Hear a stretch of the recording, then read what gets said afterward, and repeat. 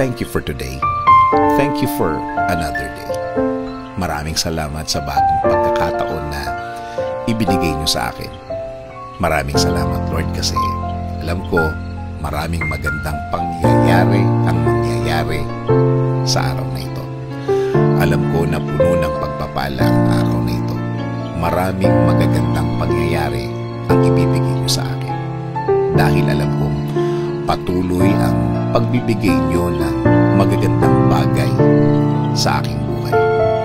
Mas maayos at mas tama kaysa sa mga nagdaan mga araw. I am giving and submitting everything to you, Lord. Ikaw na ang bahala sa aking araw-araw. Patuloy mo akong i-lead sa aking buhay. Patuloy mo akong bigyan ng guidance. Alam kong patuloy mong ilalagay ang mga bagong opportunity sa aking buhay, Lord.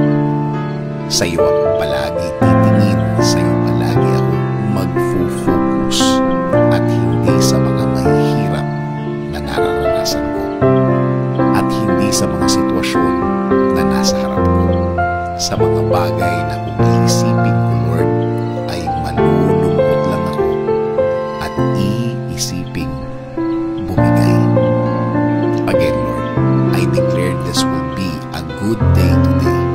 It will be better than yesterday compared sa mga dumaan na mga araw, compared sa mga nangyari noong mga nakaraang araw at panahon. Salamat sa laging pagbibigay ng mga bagong pagkakataon, sa mga new chances, sa mga second chances. Sa plano niyo ako titingin palagi, sa magagandang finished product ng plano niyo sa akin. Patuloy niyo akong proteksyonan. Patuloy niyo akong i-bless, Lord. Patuloy niyong ilagay ang mga tamang opportunities sa aking way. Patuloy niyo pong ilagay ang